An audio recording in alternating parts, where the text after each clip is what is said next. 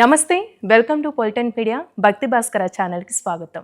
ప్రస్తుతం మనతో ఉన్నారు ప్రముఖ ఆధ్యాత్మికవేత్త, ప్రముఖ జ్యోతిష వాస్తు పండితులు బ్రహ్మశ్రీ చంద్రమౌళి శాస్త్రి గారు.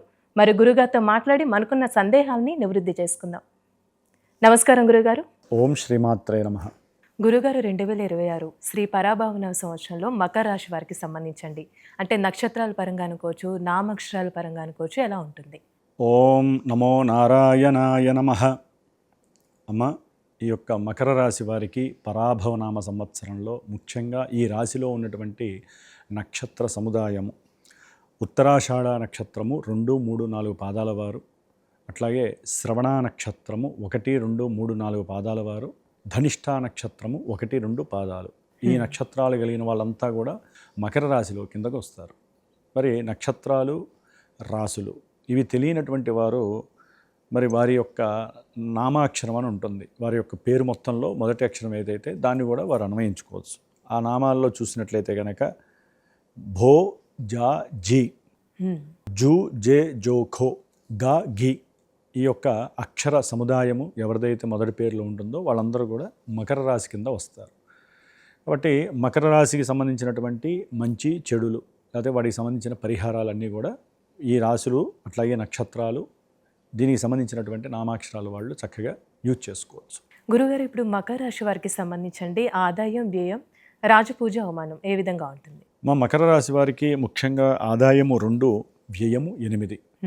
యాక్చువల్లీ మకర రాశి వాళ్ళు బాగా శ్రమించేటటువంటి శక్తి, గుణము ఎక్కువగా ఉన్నవాళ్ళు. ఎందుకంటే శనికి సంబంధించిన రాశుల్లో కర్మని బాగా అనుభవించే రాశుల్లో ఏదే అంటే కర్మస్థానము, కెరీర్ స్థానం. ఏ మనిషికైనా ఈ స్థానం బాగుంటేనే ఆయుష్, ఆరోగ్యము అట్లాగే కెరీర్ వైజ్ బాగుంటుంది. మరి మకర రాశి వారికి ఆదాయం చాలా తక్కువగా ఉంది 2, వ్యయము 8గా ఉంది. కాబట్టి ఉన్నంతలో వీరు ఖర్చులు తగ్గించుకోవడం ద్వారా ఆదాయం పెరక్కపోయినప్పటికీ కూడా ఖర్చుల ద్వారా అయినా కొంత వాళ్ళు మూమెంట్ ముందుకు తీసుకెళ్ళడానికి అవకాశం ఉంటుంది. అయితే వీరికి చేసేటటువంటి వృత్తి ఉద్యోగాదుల్లో కానీ కుటుంబ పరంగా కానీ కాస్త రాజపూజ్యం అనేటటువంటిది 7గా చూపిస్తోంది. అవమానము 2. అంటే వీరికి కలిగేటటువంటి కాస్త నెగిటివ్నెస్లు అనేవి తక్కువగానే ఉన్నాయి. కాబట్టి కాస్త వీళ్ళు మానసికంగా స్ట్రగుల్ అవ్వకుండా ఓకే ఈ సంవత్సరం నేను కష్టపడాలి, వృత్తి ఉద్యోగాదుల్లో కావచ్చు, వారు పడేటటువంటి శారీరక విషయంలో మానసికంగా ఏ మనిషి కూడా ఎక్కువ శ్రమ పడకూడదమ్మా. ఎందుకంటే మన శరీరం మొత్తం కూడా మనసు మీదే ఆధారపడి ఉంటుంది. మనం పడిపోవాలంటే పడిపోతుంది శరీరం. లేదు పడిపోయే అనారోగ్య సూచనలు ఉన్నా కూడా నిలబడాలి అనుకొని ఏదో ఒక మంత్రాన్ని కనుక మనం రన్నింగ్ చేస్తున్నాం అనుకోండి, లోపల కంపల్సరీ మన శరీరం నిలబడే ఉంటుంది.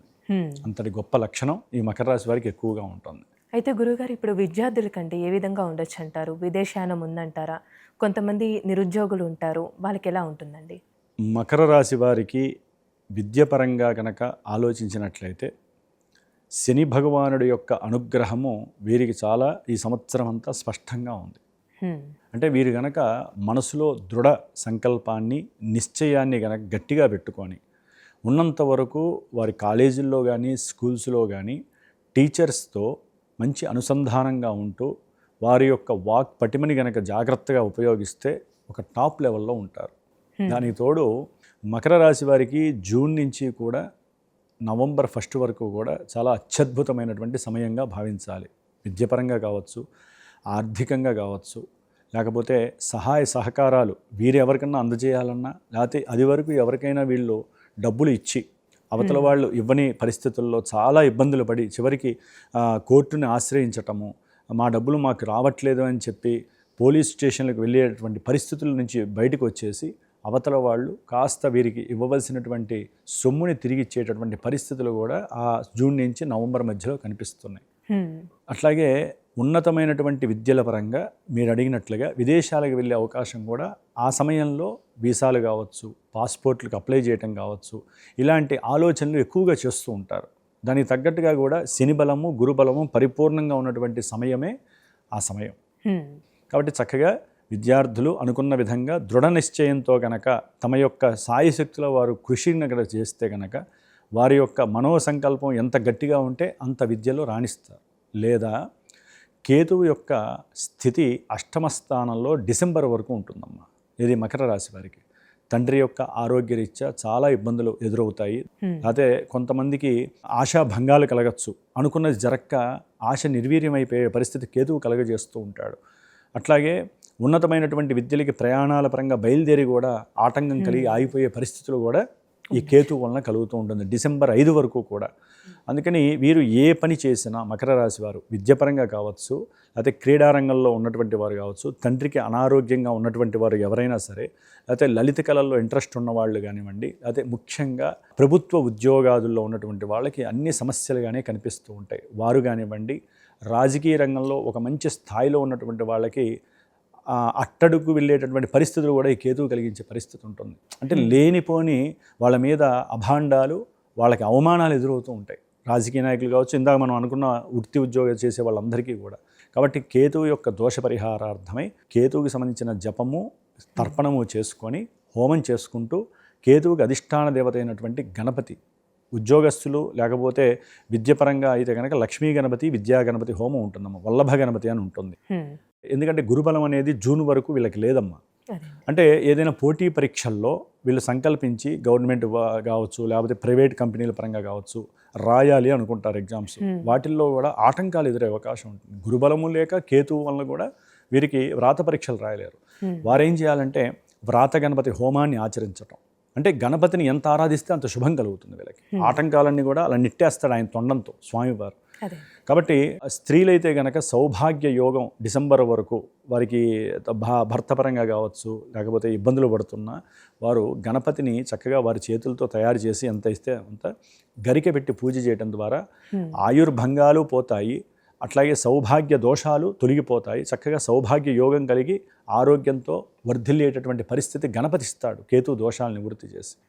అయితే మకర రాశి వారికి ఈ జూన్ నుంచి నవంబర్ వరకు కూడా గురుబలం స్పష్టంగా ఉండటం వలన వీరు ఉద్యోగాదుల పరంగా కానీ వ్యాపారాదుల పరంగా కానీ మార్పులు చేర్పులు చేసే అవకాశం ఉంటుంది. ఉన్న స్థానంలోనే మార్పు అనేది వారు ఎక్కడైతే ఉంటారో అక్కడ కొంచెం దూరంలోనే మార్పులు చేర్పులు కంపల్సరీ జరుగుతాయి. అట్లాగే వ్యాపారంలో మంచి అభివృద్ధి కోసము వీరు పరిగెడుతూ ఉంటారు. అట్లాగే భార్య ముఖ్యంగా వివాహం గురించి కనుక ఆలోచిస్తే మకర రాశి వారికి ఈ సమయంలో వివాహం జరగడానికి అవకాశాలు ఎక్కువ ఉన్నాయి. ఈసారి మనకి అధిక జ్యేష్ఠ మాసం వస్తుంది, ఆషాఢ మాసం వస్తుంది, ఆగస్టు సెప్టెంబర్ మధ్యలో వివాహం అవడానికి కంపల్సరీ అవకాశాలు ఈ యొక్క మకర రాశికి ఉన్నాయి. ఎందుకంటే తర్వాత గురుడు అష్టమంలోకి వెళ్తాడు నవంబర్ నుంచి కూడా. వీరేం చేయాలంటే జూన్ వరకు అట్లాగే నవంబర్ తర్వాత గురుబలం కోసం గురు దత్తాత్రేయ స్వామి వారికి సంబంధించిన దేవాలయం ఉంటే అక్కడికి వెళ్ళి దాదాపుగా ఒక 3 వారాలన్నా సరే 16 ప్రదక్షిణాలు చేయటము, అక్కడ కూర్చొని దిగంబర దిగంబర శ్రీపాదవల్లభ దిగంబర అనేటటువంటి స్వామివారు దత్తాత్రేయానికి సంబంధించిన శ్లోకం చదువుకోవటం, అట్లాగే దత్త కవచం అని ఉంటుందమ్మా ఆరోగ్యం కోసం, మెయిన్ అప్పుల బాధలు నివృత్తి చేసుకోవడం కోసం. ఎందుకంటే మకర రాశి వారికి జూన్ వరకు అప్పుల పరంగా ఇచ్చిన వాళ్ళు శత్రువై కూర్చుంటాడు. నా డబ్బులు ఇస్తావా లేకపోతే నీ మీద కేసు పెట్టమంటావా, అంతటి పరిస్థితి వస్తుంది. ఒకటే వాళ్ళు నమ్ముకోవాల్సింది వాళ్ళని కాదు, ముందు దేవుణ్ణి. దత్తని కవచ రూపంలో దత్త కవచం అని ఉంటుందమ్మా, చాలా మోస్ట్ పవర్ఫుల్. అది కనుక దత్త కవచాన్ని వీళ్ళు పారాయణ చేసుకొని వీళ్ళుంటే 3 పౌర్ణములు గానుగాపూర్ క్షేత్రం ఉంటుంది, ఇంకా దగ్గరలో కూడా ఉంది. అలాంటి చోట కనుక వీళ్ళు 3 పౌర్ణాలు నిద్ర చేసి స్వామివారి పాదుకా దర్శనం చేసుకొని నదులు ఏమైనా ఉంటే స్నానం చేస్తే అనారోగ్య రుగ్మతలు పోతాయి, శత్రువులు పోతారు, అంటే నివృత్తి జరుగుతుంది, రుణబాధలు తొలగిపోతాయి. ఆకస్మికంగా వచ్చేటటువంటి గండాలు నవంబర్ తర్వాత అవి రాకుండా వీరిని ఎప్పటికప్పుడు కాపాడే శక్తి అయితే కనుక ఉంటుంది. మకర రాశి వారికి డిసెంబర్ 5 తర్వాత కాలసర్ప దోషం ఏర్పడుతోంది. రాహు జన్మరాశిలోకి, కేతువు సప్తమంలోకి వస్తారు. కాబట్టి అనుకున్న ప్రతి ప్రయత్నంలో ఆటంకాలు, ఇబ్బందులు, వృత్తి ఉద్యోగ వ్యవహారాల్లో కానీ వ్యాపారాల్లో కానీ తెలియని వాళ్ళకే అర్థం కానటువంటి పరిస్థితులు ఎదురవుతూ ఉంటాయి. ఆటంకాలు కంపల్సరీ భాగస్వాముల మధ్య, ముఖ్యంగా భాగస్వాములు అంటే వ్యాపారంలో కావచ్చు, లేకపోతే భార్యాభర్తల మధ్య కావచ్చు, అవసరం లేనటువంటి విభేదాలు కలుగుతాయమ్మా. ప్రేమ ఆప్యాయతలు తగ్గిపోతాయి. డిసెంబర్ తర్వాత వివాహపరంగా కానీ ఎవరైనా ప్రయత్నం చేస్తుంటే ఈ బలాలు లేవు కాబట్టి జాతకంలో ఏదైనా యోగిస్తే వివాహమైన సమస్యలు అయితే ఉంటాయి. అట్లాగే సుబ్రహ్మణ్య ఆరాధన చాలా చాలా విశేషము. భార్యాభర్తల మధ్య ఏ చిన్న సమస్య వచ్చినా ఇద్దరు వెళ్ళటం, అభిషేకం శనివారం పూట చక్కగా సుబ్రహ్మణ్య అభిషేకం చేయటం, అర్చన చేయటం, నలుగురికి కాస్త ఏదన్నా ప్రసాదం ఈ శనగలు కానీ లేకపోతే స్వీట్స్ కానీ నైవేద్యం పెట్టడం వలన సంతాన ప్రాప్తి, గృహంలో ఇరువురి మధ్య ఐక్యత, సంతృప్తికరంగా ఉండేటటువంటి పరిస్థితులు అయితే ఎదురయ్యే అవకాశాలు ఉంటాయి. రుణ బాధలు అయితే నవంబర్ తర్వాత కొంచెం వారిని ఇబ్బంది పెట్టడానికి అవకాశాలు ఉంటాయమ్మా. పెట్టిన పెట్టుబడుల విషయంలో అనుకున్నంత ఎఫర్ట్స్ రావు వీళ్ళకి. కాబట్టి నేను చెప్పినట్లుగా గురు దత్తాత్రేయుడిది వీలుంటే సుబ్రహ్మణ్యేశ్వర స్వామికి డిసెంబర్ తర్వాత చేసుకోవడం చాలా విశేషప్రదము. ఆర్థిక విషయాలలో మాత్రం ఈ రాహుకేతువులకి ఏదైనా జపతపాదులు చేసి దానికి సంబంధించినటువంటి లక్ష్మీ గణపతి హోమం చేసే వ్యాపారస్తులు వ్యాపారపరంగా ప్రారంభం చేయండి. అప్పుడు మాత్రమే జూన్ తర్వాత వీరికి అనుకూలతలు కలుగుతాయి, మంచి ఫలితాలు కూడా ఉండొచ్చు. చాలా. అట్లాగే ముఖ్యంగా రైతులకి కూడా కొంచెం కష్టసాధ్యంగా ఉంటుంది.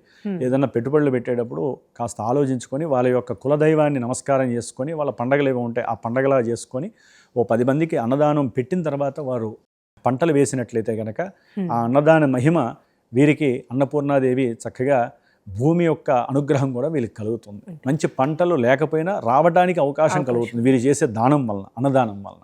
గురువుగారు చాలా చక్కగా తెలియజేశారండి. ధన్యవాదాలు. శుభమస్తు.